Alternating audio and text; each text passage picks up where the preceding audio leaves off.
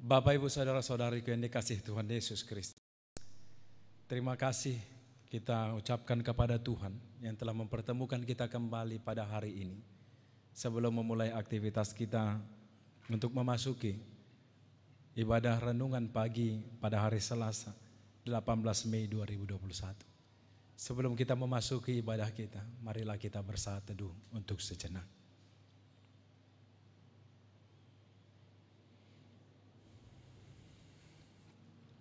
Bapak, Ibu, Saudara-saudariku, marilah kita memasuki ibadah kita dengan bernyanyi dari buku NDH KBP nomor 30 ayatnya yang keempat.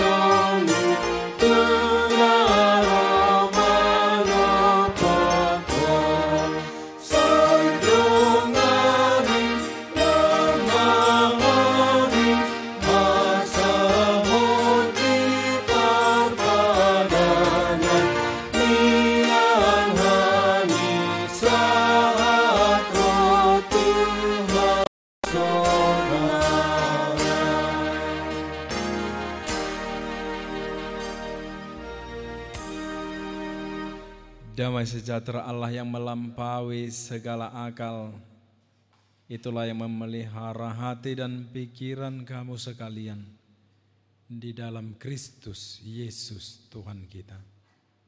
Amin. Bapak, Ibu, Saudara-saudara yang dikasihi Tuhan Yesus Kristus, yang menjadi renungan untuk kita di dalam firman Tuhan yang berkumandang bagi kita pada hari ini terambil dari kitab Efesus pasal yang kelima ayat 17. Demikian dikatakan di sana. Sebab itu janganlah kamu bodoh, tetapi usahakanlah supaya kamu mengerti kehendak Tuhan. Sebab itu janganlah kamu bodoh, tetapi usahakanlah supaya kamu mengerti kehendak Tuhan.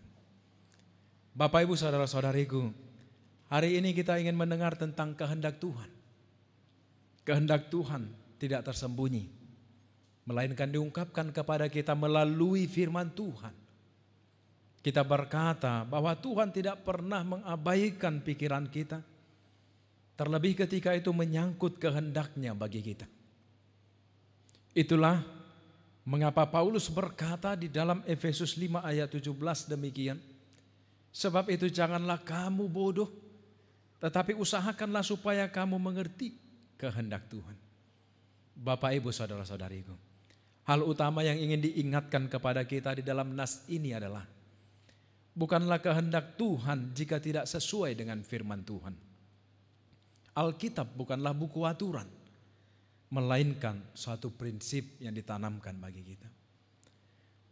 Terlalu sering kita ingin membuat daftar aturan untuk mengatur hidup kita dengan berbagai aturan yang lain daripada hidup dengan prinsip-prinsip dari Alkitab. Di mana kenyataannya justru Tuhan tidak senang dengan aturan yang kita bangun sendiri, yakni aturan hidup yang seperti yang kita inginkan sendiri. Bapak, Ibu, Saudara-saudariku, apapun panggilan yang kita masuki, kita harus bisa menghormati Tuhan dengan hidup dalam kehidupan kita setiap hari.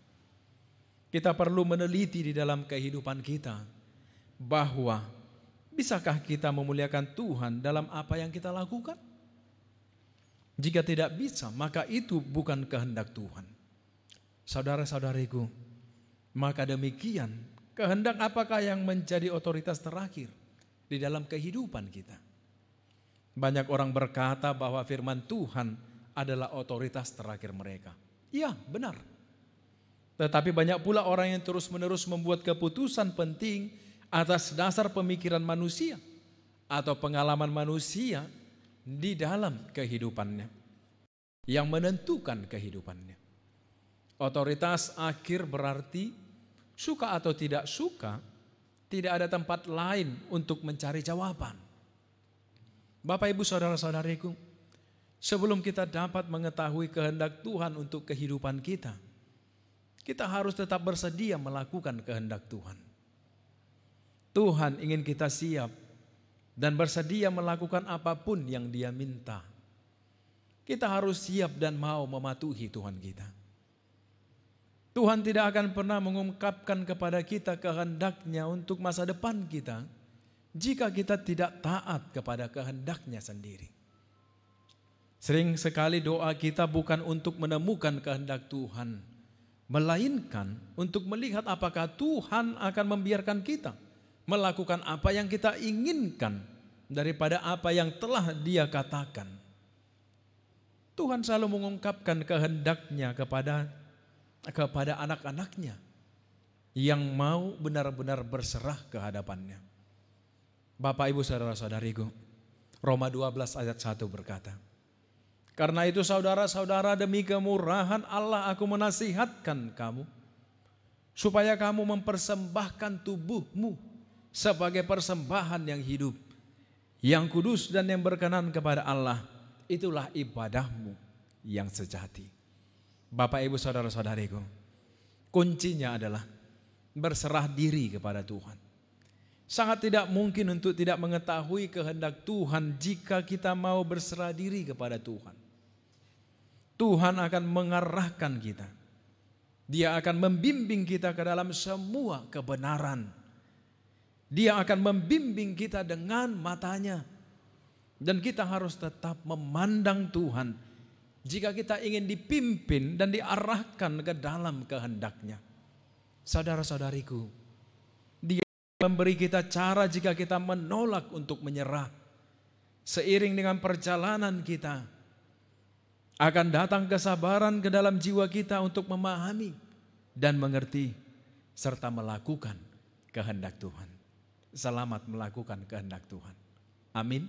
Marilah kita bernyanyi dari buku NDHKBP nomor 117 ayatnya yang keempat.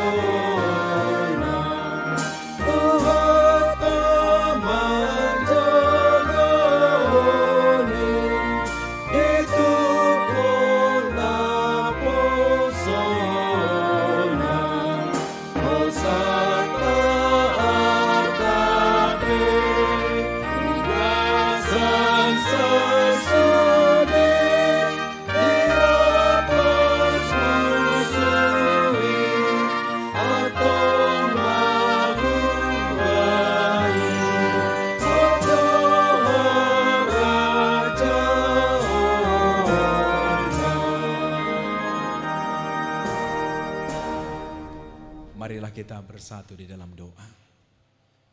Bapa kami Tuhan, Allah yang agung, yang maha mulia, Bapa yang besar, yang berlimpah kasih karunia, yang tak berkesudahan di dalam cinta dan kasih sayang, yang selalu Engkau limpahkan dan Engkau curahkan bagi kami pribadi lepas pribadi di dalam kehidupan kami masing-masing. Layak dan patutlah kami bersujud, tunduk, memuji, memuliakan nama-Mu ya Allah, atas segala kasih-Mu dan kelimpahan pertolongan-Mu yang selalu baru setiap hari bagi kami. Sehingga kami mengeluh-elukan nama-Mu yang kudus dan mulia dengan sorak-sorai dari suara kami. Sehingga kami bersuka cita memuji-muji Engkau dengan segenap hidup kami. Karena kebesaran-Mu Tuhan yang selalu menyelamatkan kami. Bahkan pada hari ini Engkau tetap memelihara kami dan membangkitkan kami dari tempat tidur kami untuk memulai aktivitas baru di dalam berkat yang berlimpah daripada-Mu. Kiranya Engkau Tuhan yang memberikan kepada kami kesehatan, kekuatan, hikmat dan kebijaksanaan. agar melalui perbekalan mulia yang Kau berikan itu bagi kami ya Allah, menjadi bekal mulia dalam kehidupan kami, untuk membangun aktivitas, membangun kegiatan, membangun pelayanan yang berkenan di hadapan Tuhan, sebagai jalan yang Tuhan pakai untuk membawa berkat-berkat yang daripada Tuhan, dengan memakai kami dalam segenap perencanaan itu. Terima kasih Allah, hari-hari kami serahkan ke dalam tangan-Mu, bahkan di dalam satu hari ini Tuhanlah kiranya yang menaungi kami. Tuhan melingkupi kami dengan karunia Tuhan dan pertolongan kasih pertolongan tangan Tuhan. Tuhan yang menjagai kami dalam setiap aktivitas kami dan menjauhkan kami dari segala mara bahaya. Tuhan yang membantu kami menyelesaikan segala apapun yang menjadi rencana kami dalam tuntunan dan pemerintahan dari Roh Kudus Tuhan yang Tuhan berikan bagi kami. Supaya dengan semuanya itu Bapa, kami bersuka cita dan kami memuji-muji Engkau dalam hidup kami ini, hari ini dan sampai selama-lamanya. Terima kasih ya Allah Bapa kami yang di surga, ampunkan kami dari segala dosa dan pelanggaran kami, oleh karena anak-Mu Tuhan Yesus Kristus Tuhan kami. Amin. Anugerah dari Tuhan kita Yesus Kristus, kasih setia dari Allah Bapa, dan persekutuan Roh Kudus kiranya memberkati dan melindungi kamu sekalian hari ini dan sampai selama-lamanya. Amin. Selamat pagi, Tuhan memberkati.